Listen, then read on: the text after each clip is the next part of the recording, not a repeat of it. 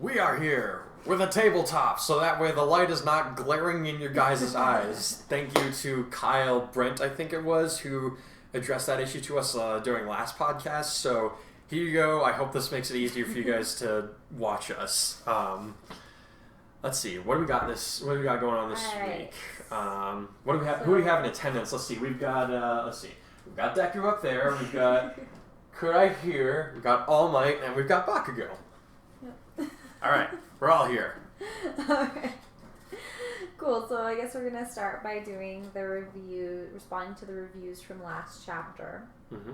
So, Fairy Sing Girl says, "LOL, I liked Kurai's awkward confession to Mina. That was funny, but at least she managed to get what he was trying to say. And I'm glad they're officially boyfriend-girlfriend now. And that was funny when All Might paid him a surprise visit with his 'I am here' line. Poor Kurai, though, as it almost gave him a heart attack." Yep. Yeah. I think out of any of them, he's probably the one that's going to come down. He's probably not come down with. I think he's probably going to suffer PTSD a little more intensely than the rest of them. I don't know. Just because of... Well, I mean, he's the only one that actually, he's the only one out of them that actually, got up close and personal with Nomu this time. Because, in the original, Mineta, Sue, and Deku, they all kind of, came face-to-face with, oh, crap, this thing's going to kill us.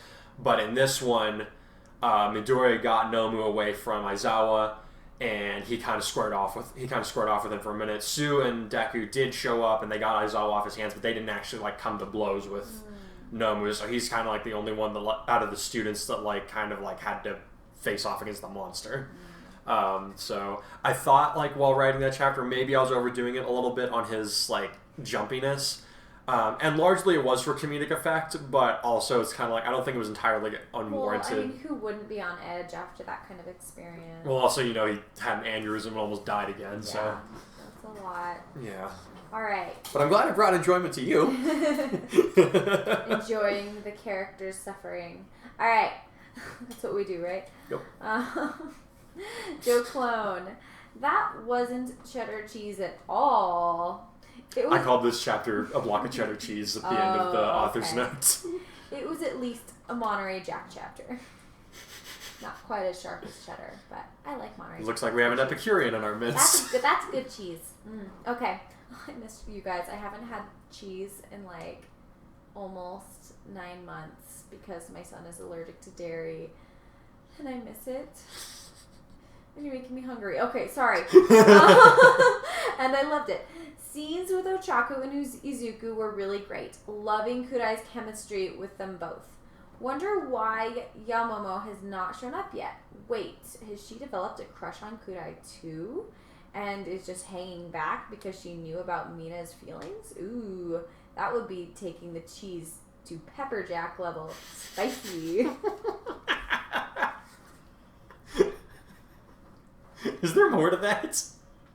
There is more to that review. I think that it's a different... Okay. It's a different subject. Do you want me to go on? Or are you going to address that? I mean... I don't know how to address that.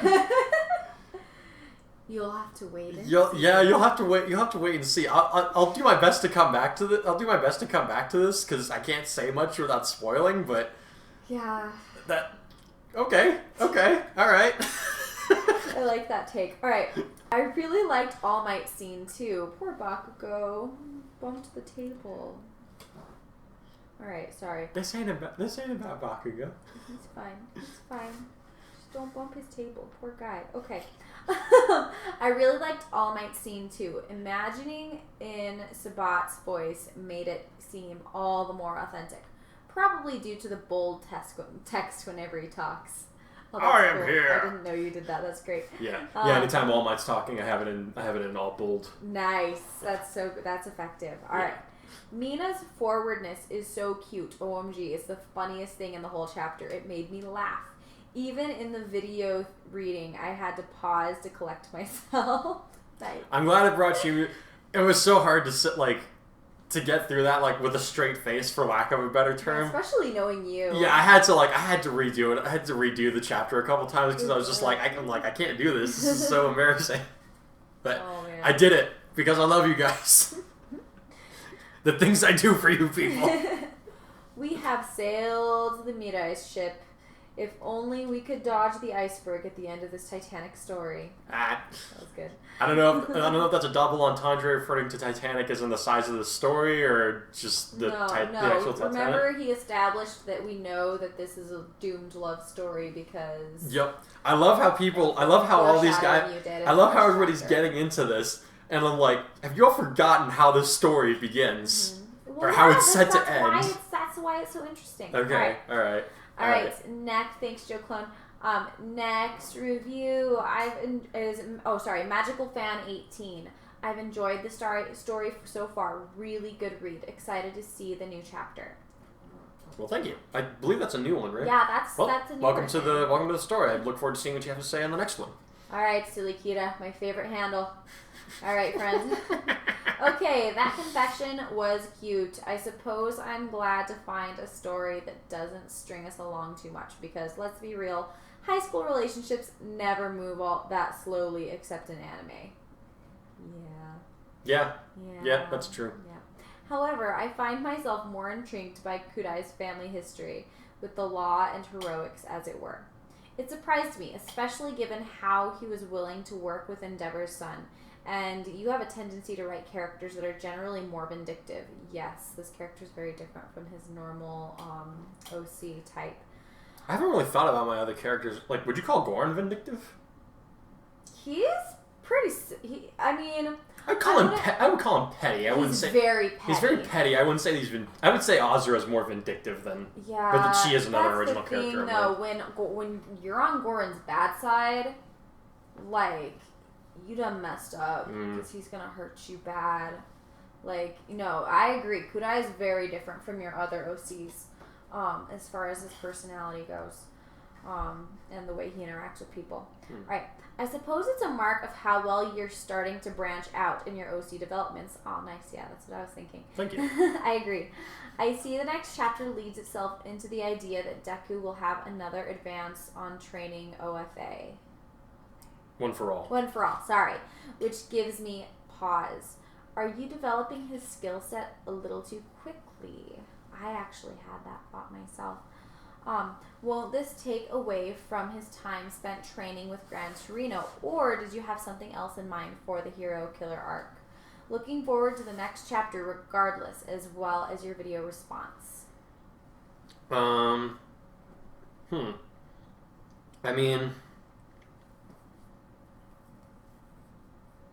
I don't know. I think you're gonna have to listen to the audio chapter that's coming up to kind of judge for yourself whether or not it feels rushed. Given the circumstances that have come about as a result of this.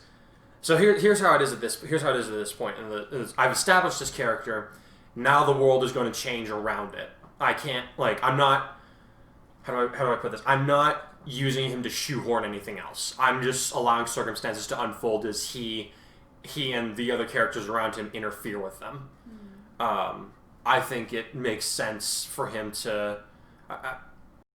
You'll have to. I'll talk more about it after the chapter, after you've listened to the audio chapter and we go behind the scenes. And I think it's one of those things where you also are gonna have to be, as characters are progressing and becoming more powerful, you're going to have to stack the odds against them a little bit more. Yeah, that is true. To make it more interesting, because obviously they're way more powerful at this point than they were in the anime. Yeah. So you've got to make it a lot more challenging. I wouldn't say that, because I don't think I've done anything so far that Deku couldn't have done at that point. If only he knew how to do it. Yeah, he didn't really have anyone talking him through it because he couldn't. All Might was just Gran Torino. Everybody talks about us like he's not a good, at least at the beginning, he's not a good teacher. He's a great person. Yeah. And he's a great motivational speaker. But he has faults. Yeah. Thank goodness. Well, that's how you. There's motivational speakers and then there's teachers, and those are two very different types of speakers. That's a pretty good way to put it. So All Might is so great at getting people fired up, kind of like Natsu, but Natsu's not super. I'm not saying All Might's not intelligent, but Natsu gets everybody all pumped riled up. But it's like you ask him how. I'm just gonna punch it. That doesn't always work. He can't really. He's really no. smart. In his case, I'm gonna eat it. Yeah, well, he's really smart, but he doesn't articulate himself well. All Might, yeah. And so, that's how both of those characters are. Mm. And so, meanwhile, you have characters like Aizawa who are very thoughtful, and when they do, they're very deliberate. Yeah, when they do something or say something, it's very intentional. Obviously, Aizawa doesn't understand the nature of Deku's quirks, so he can't really train him in the way that he needs it. And that's why he needed Gran Torino to come along. And I think that his when he does train with Gran Torino, it'll still because obviously one of the reasons Gran Torino reached out to Deku is because he's the successor of All for One, but the other reason he reached out to him was because he was like, the way you used your quirk was idiotic. You gotta get a better hand. He's like, since All Might's not doing his job, I guess I'll have to teach you. But I think that he has a lot more to offer too. This is true. So many years of experience. True. I'm just saying, like, because of the way the story's unfolding, it's entirely possible Deku may not be reached out to by Gran Torino. He may end up training under somebody else. We will see. Okay. All right. Sorry, I need to make sure quickly. Okay. Won't this take away from? Okay, I already read that sentence. Looking forward to the next chapter, regardless, as well as your video response. Sorry, I already finished reading that one. Right. My bad. Well, thanks for the review, man. Great questions. We'll get to it a little bit more after the audio chapter. All right. Do you have any more? Yes, one more. Okay. Meijin Lightus, full cowling already. Cool. Also, I think Kurai will take the 5th place in the race. 5th place in the race. Great chapter mate. Can't wait for more. Blade Hero Light signing out. I'm interested to hear. I want to know why you think he's going to be placing 5th. I did place at the end of the author's note. I asked some of them to guess, like, what place do you think he's going to get in the race? What place do you think he's going to get in the race? Meijin Lightus is the only one who guessed. Yeah. I'm interested. Guys. What was I going to say? I'd like to know why you think he's going to hit 5th. He's going to hit 5th place. But I think that's it, right, for the reviews. That is it for reviews. Okay. All right. So you guys are going to listen to the audio chapter read by yours truly, and then we'll be back with behind-the-scenes stuff. So I will see you in a few minutes. Full cowling. The sounds of combat echoed in the training facility Beta as Izuku Midoriya and Kurai Hikari exchanged blows with one another, both of them gaining speed and confidence the longer they sparred. Nice footwork! Kurai panted as he sidestepped a kick from his friend before grabbing the extended limb and using it to flip and pin Midoriya in place. With a tired grin, he added, "But remember what I told you about using your legs for offense? Whew. They're great to use once you're certain the enemy is worn down so much that he can't do this to you. If he's still fresh, you've just as killed your own balance as good as handed him the fight." Yeah, Midoriya grunted. "I underestimated how much stamina your quirk gives you." I wasn't even using it. Kurai laughed as he let the other boy go, wiping sweat off his brow. "But I think we might be at a point where we can start using our quirks against one another in matches like this." "What, really?" Izuku asked excitedly. He and Kurai had been training almost non-stop since the boy had been discharged from the hospital 3 days ago in order to get themselves ready for the UA Sports Festival, a combat/physical fitness competition that would pit the entirety of the freshman class against one another on day 1. Not only would it be broadcasted worldwide, it could land those that did well the best scholarships and offers to intern at choice agencies. Both students had things that they wanted to learn from the other, so they'd been trying to make the most of their time before the event. Kurai had plenty of power in the training to control it to a reasonable degree, but there was a limit to his power that put his life at risk any time he tried to surpass it. Knowing that his classmate had a vast wealth of knowledge about how his quirks worked, he had offered to train Izuku to use his own power-up quirks so that the boy wasn't constantly hurting his body every time he wanted to use it, in exchange for exploring alternative methods to trigger his own quirk. So it was that they spent just about every minute of their free time training their bodies and minds for combat, with Kurai giving Izuku some pointers for hand-to-hand combat, while the green-haired boy researched a variety of quirks that required intense concentration, trying to see if any might benefit the two of them. However, as of yet, neither of them had used their quirks against each other in combat, even in sparring bouts like the one that they had just finished. So it was little wonder that Midoriya was surprised by Kurai's suggestion. "Are you sure we can handle it?" his friend asked nervously. "I mean, what if we accidentally use our powers too much and hurt ourselves, or worse, each other?" Well, we need to start taking a practical approach sometime soon. Kurai shrugged as he walked over to where he and Izuku had left their water bottles. The sports fest is less than a week away now. If we don't step it up, both of us are going to be regretting it. Somehow I don't see you having much of a problem in the competition, Izuku laughed nervously. After all, you were able to keep up with a villain that almost got the better of All Might. Yeah, nearly at the cost of my own life, Kurai reminded him as he tossed his partner his water bottle. I need better control of my power, too. Otherwise, it'll be a close call against people like Todoroki, maybe even Bakugo. So, I say that now that we've reviewed the basics of unarmed combat, we should move on to fighting with our quirks. Besides, we're cleared to go to Recovery Grow if we get hurt during this session, so we can experiment, just a little. I'm not saying go 100% at each other, but all the same, let's kick it up a notch. Okay. Izuku stammered nervously before taking a sip from his water. You're the one with more combat experience, I guess. Yeah, being a police officer's son, you learn self-defense isn't exactly an option. His friend grinned. Taking a moment to quench his own thirst and douse his head with some of the water to cool off, he then put his bottle back and approached his training partner while Izuku put down his own container. So, let's see how you throw a punch while using your quirk. Alright. Midoriya nodded, taking up the karate's fighting stance that Kurai had shown him, setting his left foot forward just a bit while settling into a slight crouch. His fists came up, the one right in front of his heart and the left held at a shoulder-height sharp angle. As a red line of veins lit up his right arm as his brow dipped with intense concentration, drawing Kurai's eye to the limb while he settled into his own stance in preparation to block the incoming attack. Remember, don't immerse any more than your hand in the waterfall, he reminded his friend, recalling back to the advice he had given him during the practical exam at the beginning of the semester. I got that, Midoriya muttered. The next instant, he darted forward, his fist speeding through the air toward Kurai's stomach at a rate most eyes couldn't hope to track. However, Hikari had some of the sharpest reflexes in Class 1A, so he easily knocked the blow aside before chopping at Midoriya's ribcage, sending him reeling and gasping for air. No fair, the green-haired boy wheezed. You didn't say you were going to hit back. We're still sparring, Kurai snickered. I thought that would have been obvious. Well, okay, that's on me, Midoriya gasped. But what happened? I had perfect control over it that time. I only used something like 5% of my power. The only thing that hurts is where you hit me. My arm is fine. Your arm moved faster than the rest of you, Kurai told him. Why didn't you use your quirk to power up your entire body? Not only are you advertising what would otherwise be a really solid attack, you're leaving the rest of your body open. Case in point, I was able to hit you in the chest pretty easily. My entire body? Midoriya repeated. I guess I hadn't thought about that before. I usually am just summoning up my quirk to launch an attack and then letting it go once I'm done. I guess that would make the rest of me pretty slow by comparison, not to mention I lose time when I transfer the power from one limb to another. But if I could use it all over my body at once, that would actually enhance my reflexes by a lot, if used correctly. The issue will be maintaining my concentration on my quirk at the same time that I'm moving and actually using it to attack and defend, or even just move in general. Any day now, Kurai said dryly, not for the first time, a tad annoyed at his friend's mumbling habit. Sorry, the other boy yelped. Back to what I was saying, Kurai said with a relieved sigh. If you pump the energy through your whole body, I imagine you and I could end up being on pretty equal footing, with enough practice on your part. He added the last part with a slight grin to take any sting out of his words. No, you're right, Midoriya said excitedly. So, do you use a different mental image for using your quirk throughout your whole body? I'm having a hard time figuring out how to do it since whenever I've used your method so far, I just stick whichever part of me that I use in the waterfall. Well, like I told you before, it's more instinct than anything at this point, Kurai told him, but... Well, let's see if we can't change things up a little bit. Close your eyes.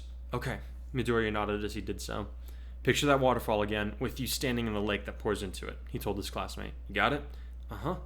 Good, Kurai muttered. Now imagine a dam being built at the point where the water goes over the edge, slowing the flow until it's just a steady little stream instead of a torrent. That dam is your restraints on your power, because your body can't take the entire waterfall yet, understand? When Midoriya affirmed that he did understand, his partner grinned and said, Then take a step into the stream where the waterfall used to be. Let that power you can withstand wash over your whole body, not just one or two limbs. Midoriya nodded again, his brow bent heavily in concentration as he remained silent. However, it wasn't long before those red veins of energy began to crawl up his legs, this time spreading throughout his entire body, even as his muscles shivered with their newfound strength. The moment that the veins reached his hair, Midoriya opened his eyes, which were glowing brightly, even as green lightning began to dance across his body. He grinned crookedly. You're a good teacher, Hikari. Nah, you're just a quick study, Kurai said with a bright smile of his own. Now come on, let's see what you can really do with that quirk of yours. Energon versus Oh, wait, what do you call your power? For a second, Midoriya looked nonplussed, but then his smile was back as he settled into a fighting stance. Full cowling, he declared. I may only be able to do 5% for now, but someday I think I might just be a challenge for you, Hikari. I expect so, his friend laughed. Let's do it. Charging forward, he jabbed at Midoriya's face, intending to stun him as to rob him of his concentration and disrupt the use of his quirk. He had been able to take his friend by surprise multiple times with this tactic, and he saw no reason to change that, especially given that Midoriya was just beginning to understand how to use his own power better. So it was a big surprise when Izuku leaped out of the way at high speed, shooting toward one of the buildings that lined the streets of the foe city, fast enough that the green electricity trailed behind him. He landed feet first on the concrete wall, then shot back toward Kurai, drawing his fist back for a right hook. Now, the other boy might have been surprised, but he hadn't made it into UA with record-breaking combat scores for nothing. Well, that's more like it, he shouted as he performed a reverse tumble out of the way of Izuku's attack. The missed punch had thrown him off balance, but the somersault was a good way to recover it while evading his classmate's strike. He is fast, he thought as he got to his feet while Midoriya turned toward him. Faster than I would have expected. Thanks for helping me make it this far, Hikari, Midoriya said with a tight smile. I promise I'll do what I can to repay your kindness. Don't worry about that for now, his classmate grinned as he held out his hands, a yellow bolt of energy appearing in each one. Let's see how long you can keep your new skill going. Without another word, he unleashed a barrage of energy bolts that would stun, not really wound, his classmate. Midoriya yelped and shot up, clearly startled, but he managed to launch himself up and over the energon blasts, all while heading toward Kurai with his right fist drawn back. Hikari immediately ceased his barrage the instant that Midoriya left the ground, his attacks leaving holes in the buildings behind his friend. As the green-haired boy came down with the full force of his body, jump, and quirk behind the blow, Kurai let out a yell and delivered a punch of his own, aimed to counter Midoriya's. The pavement beneath them cracked and the windows that shattered around them due to shockwaves blasting out of their point of impact. For a split second, Midoriya thought that Hikari would buckle under the force of his blow, but there was a blur of emotion, and Midoriya found himself being grabbed by the arm and hurled into the wall, grunting as the air was forced out of his lungs and he felt the effects of full cowling drain out of his body. Oh, he grunted as he slid down to the ground, already able to feel bruises forming on his hand and back. Well, that went about how I expected. Not me, Kurai told him as he shook his own bruised knuckles. You took me by surprise, Midoriya. That's some speed you've got, and that punch would have floored most of our classmates. If that's only 5% of your strength, I'd be hard-pressed to keep up, even when you hit the halfway mark. Yeah, but I can't hit people long range with energy blasts like you can, Midoriya pointed out. Plus, you've got that transformation when you get fired up enough. You might not have proper control of it yet, but I can tell that it's going to be a real ace card for you someday. Thanks, man, Kurai grinned. What do you say we take a break for a few minutes? We'll have to work on maintaining your concentration during combat. I noticed you dropped the power as soon as I hit you hard enough, which could prove to be a real disadvantage in an actual fight. That sounds good to me, Midoriya replied. We can go over my notes. I found a few things on quirks that have to do with maintaining a steady emotional trigger that might help you out. Oh, great. It was nearly nightfall by the time the two youths left Recovery Girl's office, having come covered in scrapes and bruises. The old lady hadn't exactly been happy about the fact, but she did remark that it was an improvement from bleeding out of the brain or shattering one's bones. After thanking her, they started toward the path that would lead them off school grounds and toward the bus station. Hey guys, wait for us! They stopped just outside the school gate to turn back and see and smile at a pair of familiar faces. Ashido and Uraraka were jogging toward them, both looking every bit as tired as the two boys felt. Hey, Midoriya said with a friendly wave as they came closer. How was your training today? If I throw any more acid, I think I'm going to melt myself. Ashido groaned as she walked up and leaned on Kurai unexpectedly, almost throwing him off balance. Can you carry me all the way to the bus station? She asked him plaintively. Sorry, I'm just as wiped as you are. He grunted as he helped her straighten up. We started sparring with our quirks today, and we wound up getting more attacks than we thought it would be. Just got out of Recovery Girl's office. Boo, Mina pouted. Worst boyfriend ever. Whoa, Deku, you used your quirk and you didn't mess up your arms? Uraraka said eagerly as she practically bounced up and down in front of the green-haired boy. That's so great!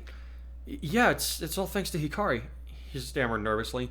He showed me how to use full cowling so I don't hurt myself whenever I throw a punch or kick.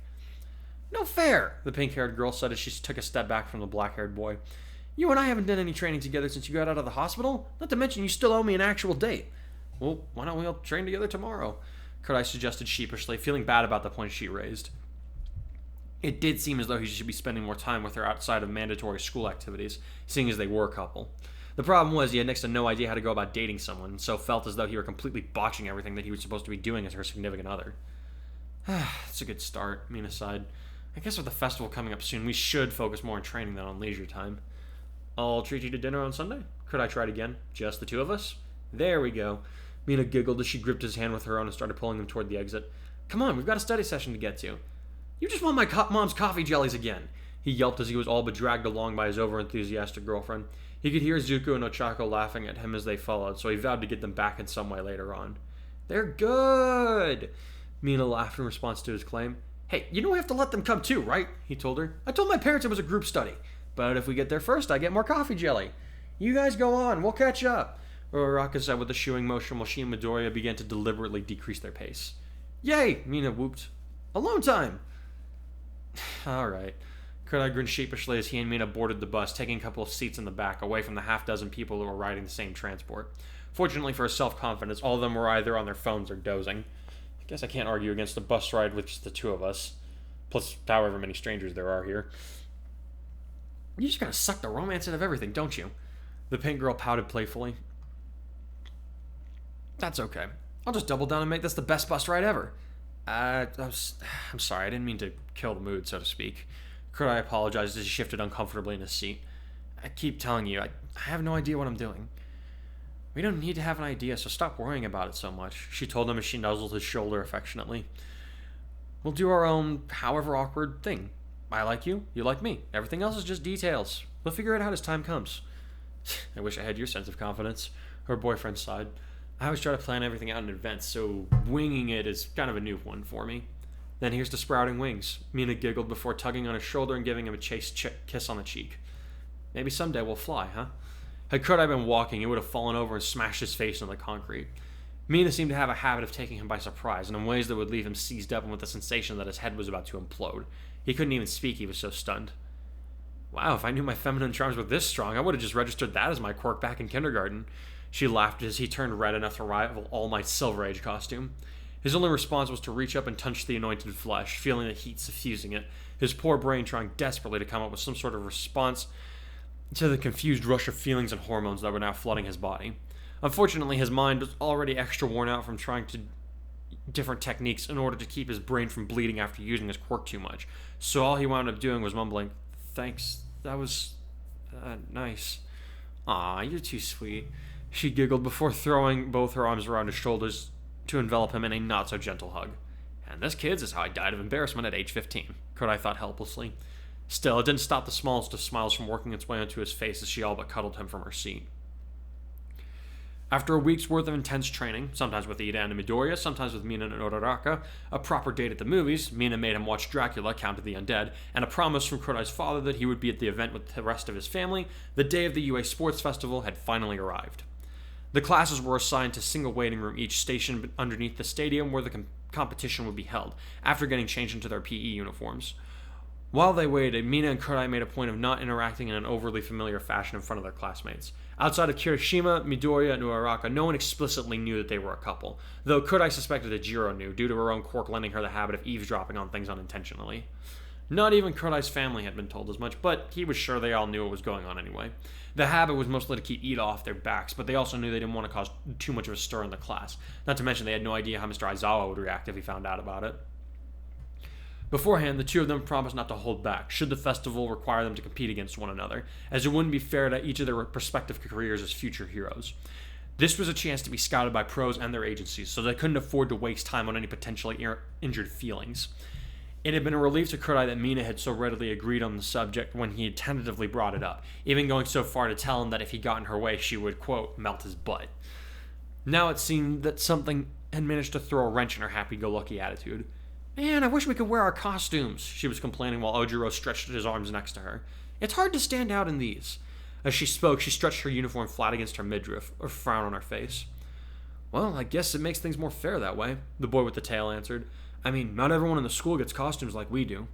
Then why's Kurai get to wear his arm guards? She said as she pointed at him, surprising the boy from where he stood next to Midoriya. Hey, I'm not the only one, he protested as he pointed at Aoyama, who was wearing his clunky belt. We each had to fill out paperwork to use support items. I'm wearing these to help keep my power and temper in check. Sure enough, the gauntlets that Akurui had designed for him were settled tightly on his wrists. Of course Mr. Super Saiyan needs training wheels, Bakugo snorted derisively.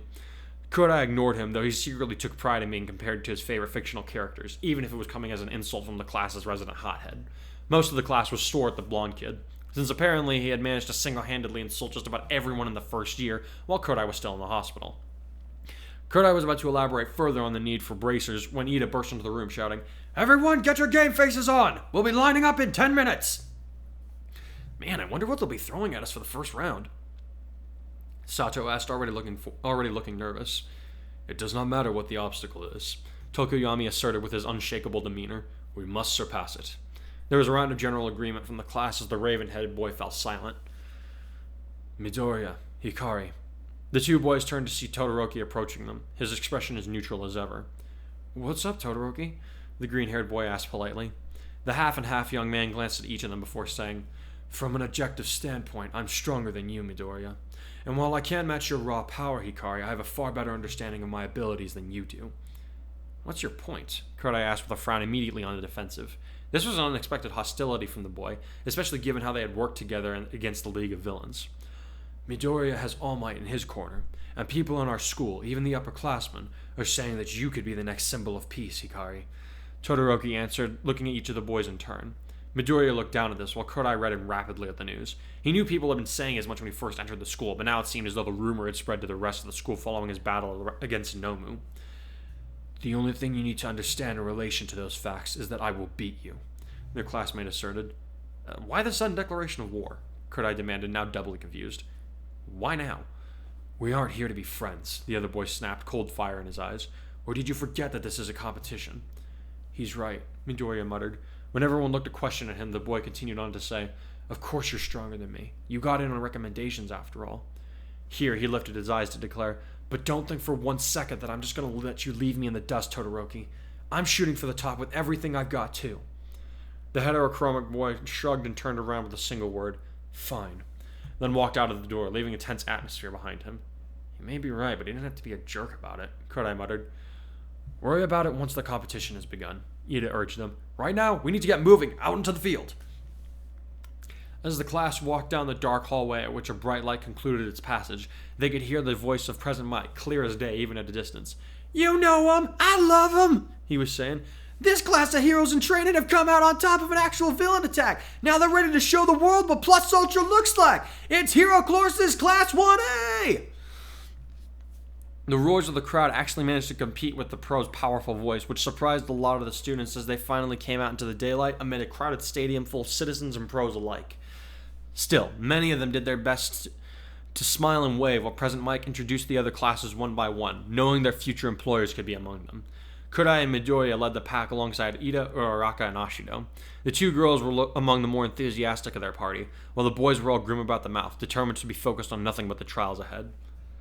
President Mike's overdoing it a little, don't you think? Kurai muttered just loud enough to be heard by Ida. Well, this is the most televised event each year. His best friend shrugged. Besides, it'll help us get acclimated to the pressure of working in public as pros. Fair point, the first boy grumbled.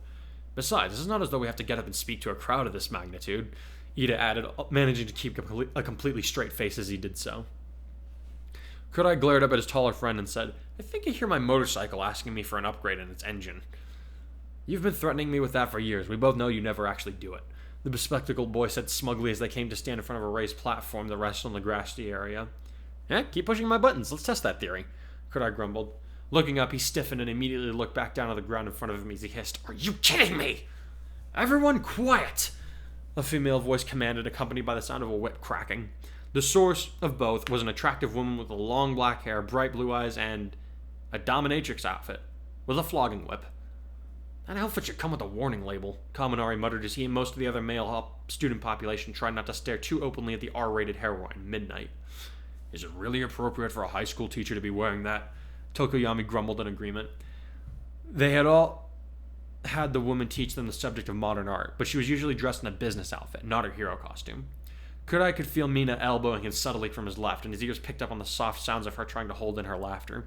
She knew he was easily flustered around attractive girls, and Midnight could still turn heads, even without her costume, so it was a prime opportunity for someone like her to poke fun at her boyfriend. Now, for the student pledge, we have Kurai Hikari. the woman announced suddenly, surprising several of the students in Class 1A. Avoiding meeting the teacher's eyes, Kurai forced himself to walk up the short steps and onto the podium, where a microphone was waiting on a stand for him. He had been told by Aizawa, upon his return to school, he would be expected to deliver the class pledge, seeing as he had scored the highest on the entrance exam. This, of course, terrified the young man to no end, being expected to speak in front of a large group of people, but he found no sympathy with his instructor, and Ida had only been able to offer advice on public speaking that Kurai himself had looked up before, not to mention that he thought the whole situation was hilarious, so Kurai had given up on trying to get his friend to help him. As he stood there with thousands, no, millions, of silent eyes upon him, he decided he would rather be back fighting Nomu again. Hello, Japan, he began in a shaky voice, though he managed not to stutter. And to all those watching at home, I hope you enjoy the festivities here today. I would only ask that as we compete here today, students and audience alike should keep in mind the reasons that we're here at all. We're not here to play games. We aren't here to show off. We're here because each of us wants to make an active impact on the world, be they in the hero course or not. He paused, the memory of his uncle's funeral flashing through his mind. As we compete here today, I ask that we all remember those that have gone before us and remember the sacrifices that they made to give us the world that we have. I also hope that we keep the future in mind, because when we leave UA, it will be in our hands to shape the world that comes in the next few decades. I suppose what I'm really getting at is that today isn't just a contest, he said as he wiped swiftly at his eyes. It's about the people that we want to be, and showing the world who that is. So, win or lose, I encourage my classmates to remember who they are and who they want to be. Pausing for a quick intake of breath, he then concluded, Thank you. Done talking, he stepped off the podium amid a thunderous applause. Most of his classmates were among those applauding, and even some of the other classes added their hands to his praise. Dude, that was such a macho speech, Kirishima exclaimed. I never knew you could speak that well, Sato added.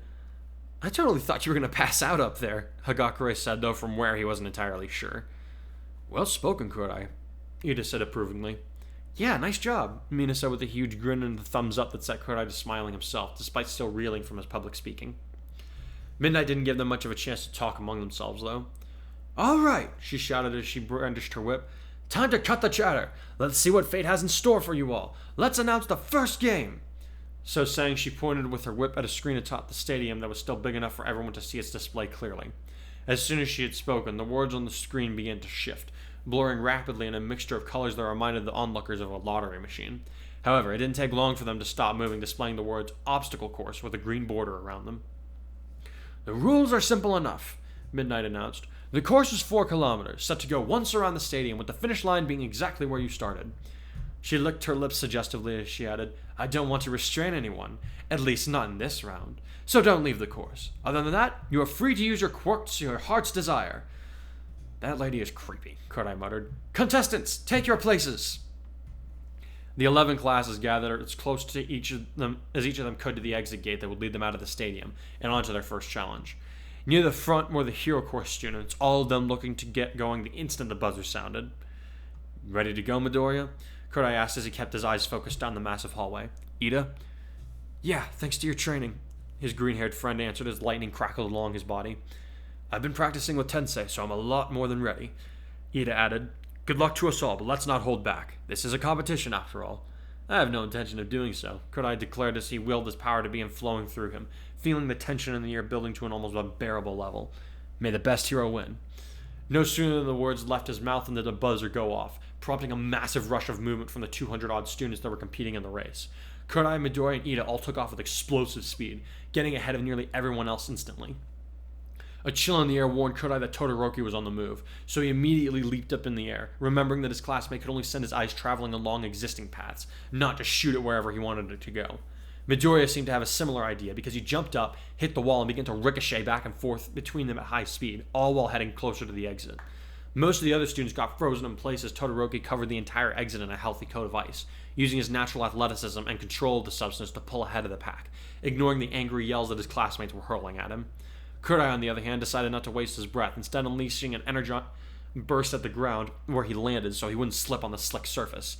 Ida, he could see in his peripheral vision, was more or less skating on the ice, using his engines to propel himself along without actually needing to move his feet. Midoriya nearly ate snow, but managed to break the ice where he landed, giving himself a solid foothold before he took off after Todoroki at high speed. He's been holding out on me, Kurai realized as he watched his friend grow, a smile slowly lighting up his face. Well, now I guess I don't have to feel so bad about doing the same. With another surge of energy powering his limbs, he took off after his classmates with a series of powerful jumps, using his energy bolts to break up the ice wherever he needed to land. Todoroki, Midoriya, and Hikari were the first ones to arrive at the first active hurdle of the obstacle course, though there were plenty of people that caught up as they sized their opponents. Oh, hey, a metal piñata! Kurai laughed as he gazed at a half-kilometer's worth of robots, all of them replicas of the ones that he and the others had fought against in order to make it into the UA. My birthday isn't for months, though. That's a lot of 0-pointers, Midoriya muttered as he pointed at the giants that towered above the other metallic constructs. For indeed, there were at least 20 of the massive machines. All of them were staring down at the approaching students. Todoroki muttered before he charged forward, kneeling close to the ground as the robots began to advance on him. It seems they went to a lot of trouble for this, he added almost to himself. A wave of ice erupted from the ground, freezing every robot in his path as it rolled toward and reached for him. But I wish they would have prepared something a little more challenging, especially since my dear old dad is watching. Taking his hand off the ground, he resumed his run, making his way between the robots to leave his competition behind. Let's go, Midoriya exclaimed, but Kurai held up a hand to stop him. Hey, we can go, but be careful, he told his friend as he pointed at the frozen enemies, who were beginning to groan with the ice trapping them, which cracked. He froze them off balance. With that knowledge in mind, the two used their enhanced speed and reflexes to charge through the mess, even punching through some of the weaker spots of the robots whenever one fell in their path. It took them a little while, and now Kurai was positive that he could hear Bakugo screaming something at them from behind, but it didn't matter at the moment. First hurdle jumped, bring on the second, Kurai thought as he and Izuku led the charge in the race to catch up to Todoroki. Stop mad dogging. He does that. Seriously, this fish, I'll be sitting here like editing videos or playing games or whatever, and this fish will like mad dog me for hours on end. Originally, I wanted to name him Todoroki because he's red and he has blue shimmers, but he's like... so mad. He's an a-hole. He gives me dirty looks all the time. Alright, sorry. I mean, I don't know, Todoroki was kind of being an a-hole this chapter. A little bit, but that's like... Then he just gets better after this. I know, right? It's okay. It's like, I mean, I don't know. Let's I don't know. Maybe it won't happen in this story. Let's hope he... Yeah, we'll see. We'll see. Maybe Kurai screwed it up. We'll see. No. Okay, sorry. That's okay. Yeah, so anyway. Okay, so... Opens up with training. Opens up with training. So in the original series, we see Deku, like, you know, he's just working out, lifting weights and stuff. He doesn't really have anyone to talk to about his quirk. Or even practice with him. Like we see in I went and watched the episode several times to double check on all this, but like we see a lot of the other students were like training together. Like some of them did a solo act, like Bakugo, Tokoyami, Shoji, the guy with the 6 arms, and Asui, but a fair amount of them teamed up together, like Aoyama, Mina, or Araka. So I figured if in the previous chapter, Deku and Kurai talked about how, all right, let's do a quid pro quo. I help you, you help me. And I thought it'd be a little bit more interesting to showcase this a little bit instead of just talking about like it happened, to try and show their progress, especially on Deku's end. And I think I did all right with that. I know some of you have concerns about Deku, maybe leveling up too fast, Becca included. But like I said earlier, I don't Deku could have done this on his own. He just didn't have the know-how. Yeah, well, I think it was more of a case of everybody else knows. They're an open book as to how their quirk works with their teachers. They can be honest, and then they can have personalized training for how to best utilize their quirk. But Deku, he's disadvantaged in that he's sworn to secrecy. He can't really explain a whole lot of how his quirk works. So he has to really figure these things out on his own at this point in the story, because we kind of established earlier, he doesn't articulate himself very well. So Kurai sympathized with him. Because of their really intense drawbacks to their quirks. Yeah, so that's not really something that anybody else can really understand. Like a lot of them, bad stuff happen. Like I think I think I said this before. I think Bakugo's sweat glands rupture if he uses his quirk too much. Iida's engines can overheat, so on and so forth. They have side effects that like will hurt them, but it's not so detrimental to the point where it's life-threatening. Yeah. So I think that makes them a good pair for training. And since Kurai is like, I guess it makes sense because since he's had to really focus on not injuring his body using his quirk for, so long, he's got a little bit of insight into how you have to think in order to train your body to do this. And he also would be able to sympathize with the whole, like, nobody really can help him with his power kind of thing because, his brother's quirk is very different from his. Quick refresher, his brother's quirk's called solar intelligence. The more sunlight he's exposed to, the smarter he gets. That's not combat oriented at all. So he didn't even have a playmate to help him figure out his powers. And like he even talks about how when he was younger, like other kids didn't want to play with him because they were afraid of getting hurt by his powers. I don't remember. I didn't You don't remember that part? Wow. No, yeah, it got better when he got to like middle school and stuff, but like he didn't really get a chance to like roughhouse or anything like that. Okay. So he can definitely sympathize with the whole. That would explain his very like standoffish, mild, as long as he's in his right mind, right? Yeah. He's clearly suppressing some stuff happening. All right. Yeah. So we have the training happening, and then enter the girls. Yep. We starting to see a little. So this is the first chapter. This is the first chapter going forward that Kurai and Mina are a couple. I don't know. What do you think of their interactions? They're pretty cute. I mean, Mina, she's got that real spunky personality where you can totally see her poking fun at her boyfriend like that. And he, again, Kurai drives me crazy, but he's like he's good. I think it's cute that he's feeling all guilty that he's not spending time with her. It's like, oh man, I'm so horrible for having my priorities right. So high school. And then, Uraraka and Deku are fucking adorable as usual. Yep. So we'll see if and how their relationship is. The ship must sail in the anime. It's gotta happen at some point, man. It's gotta happen. We're waiting, right? Yep. Anyway, all right. Let's see. So we kind of get to see how like they're like, and not just Mina and Kurai as a couple, but like the four of them like as a quartet. Like Kurai's like comfortable with like they came to visit him in the hospital, so like he got to know them better. He's now comfortable like having them over to his place to study with them, to do homework and stuff. He's starting to open up a little bit more and let them into his life. So I kind of thought that was important too to get those relationships going because like. When you just become so wrapped up in just just being around your significant other, that's an unhealthy dynamic. Yeah. And I didn't want to put my characters through that. I feel like they're smarter than that. Even if they are in high school.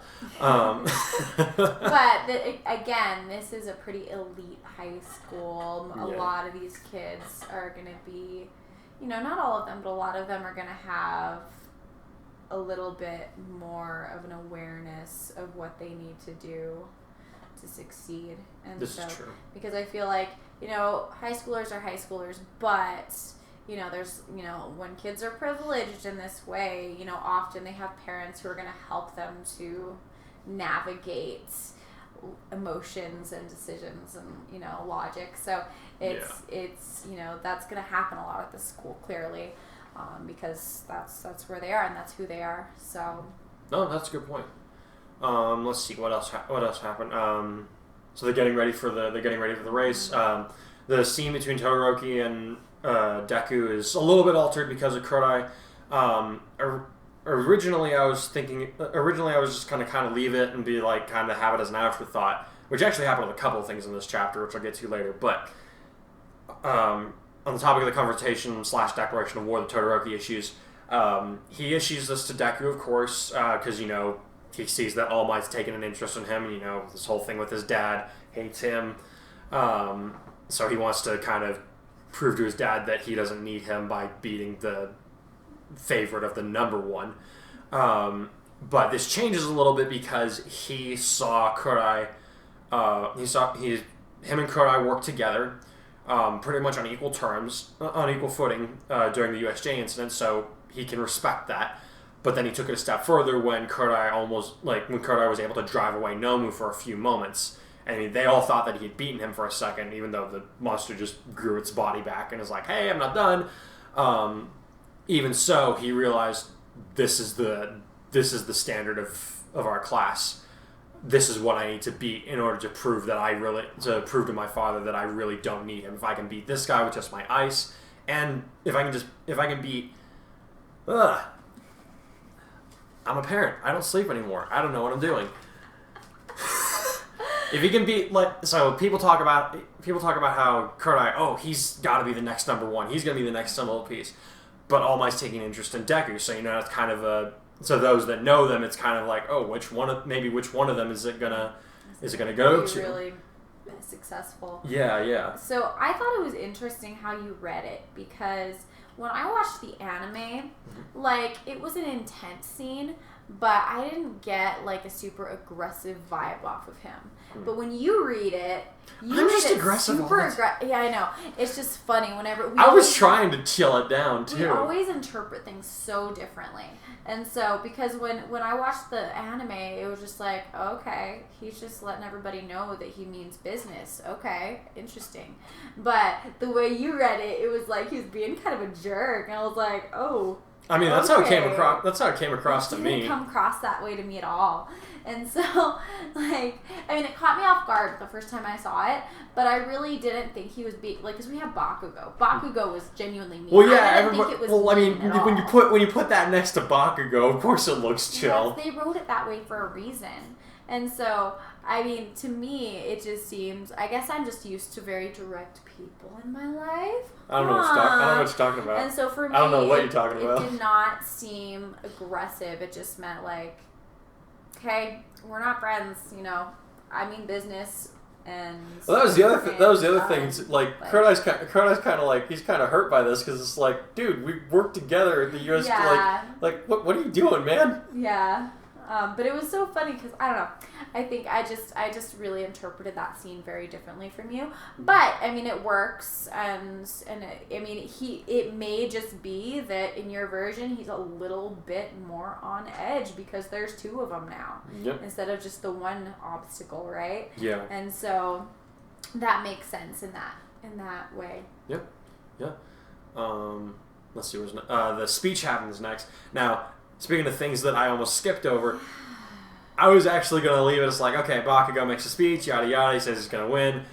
But then I realized, wait, they had him do the student pledge because he got the top scores for the entrance exam.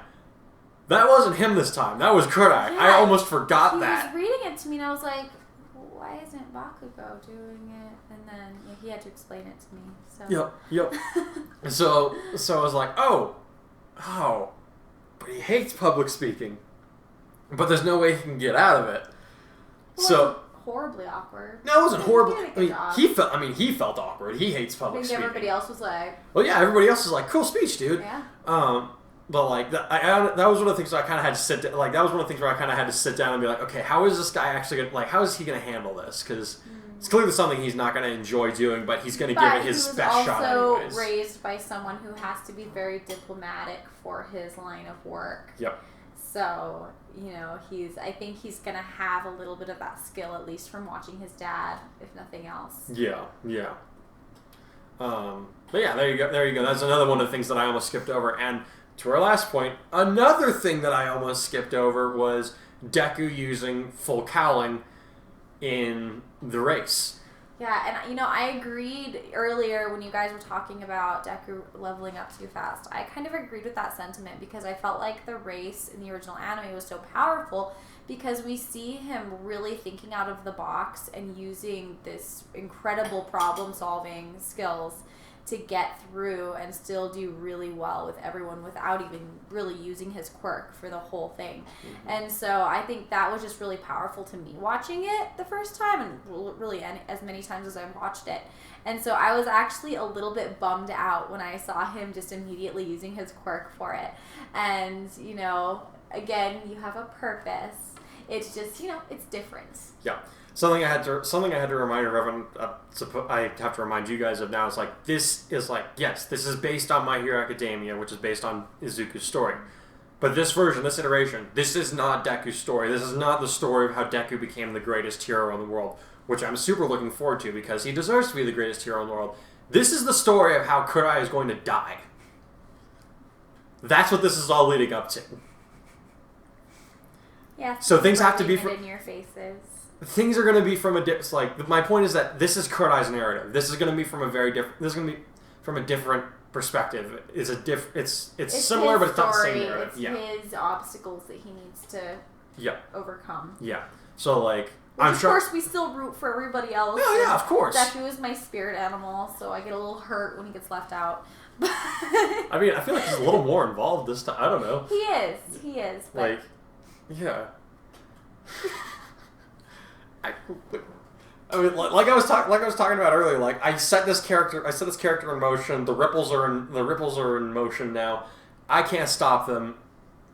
I just have to see how the world reacts to his presence. My Myers-Briggs and Enneagram type is rarely ever the main character, and this is one of the only stories where they are, and so I get a little sensitive. Well, my Enneagram and Myers-Briggs, my Enneagram and Millie, it's Bakugo. Both my Enneagram and my Myers-Briggs are Bakugo. Either the villain or the prick. So. Yeah. So I'm just like, everybody's always hating on my character. You don't see me complaining. Frieza, by the way, in Dragon Ball somehow. Frightening. And yet I'm James Potter for the Harry Potter series. Who comes up with this? He's kind of a butt, to be fair. Yeah. He's really kind of a butt. He's a major butt. Yeah, he's a dick. Yeah. How did we get on that topic? I'm sorry, I was being selfish and putting the spotlight on me because that's what I do. I'm a performer. That's okay. Even though I'm very shy, it makes no sense at all. I mean, kind of like Kurai. Yeah. Well, is your subconscious basing Kurai on me also? Is he just... I'm just kidding. I don't think so. No, I can't relate to that character very well at all. Okay. No, I can't.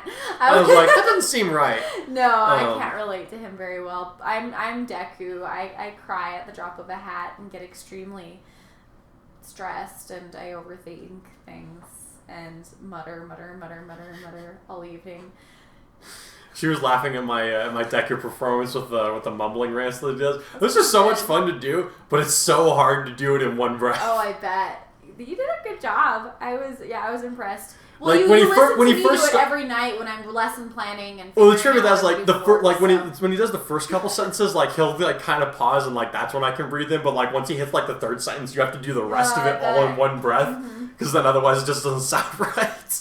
Yep, that was pretty good though. It sounded very your cadence was very similar to the one used in the show. So, all right, cool. English translation. At least. All right, progress. Okay, so that's it for this chapter. So the next, I'm thinking it's gonna be the next 6 or 7 chapters are actually gonna be the sports festival. So you guys have a lot of stuff to look forward to. Yay! Yeah. Tournament arcs. I mean, it's a shonen. What do you expect? Yeah. It's gotta happen. But thanks so much for watching, you guys.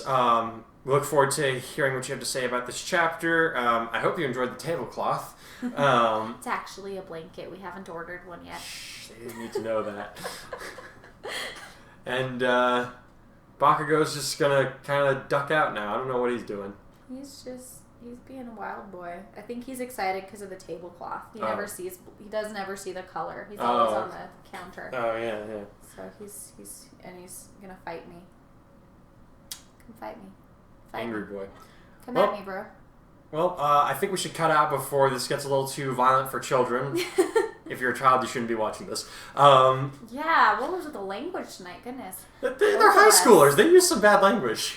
I didn't even mean the story. Gosh, oh, I don't okay. remember that I mean, I feel like it's okay. If I'm using bad language in the story, I'm gonna equate that to whatever I say on the podcast. Oh my goodness. Okay.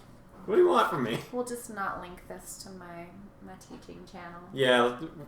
Why would I do? All right, guys. Have a good night. Plus Ultra. Stay, everybody. Bye. Bye.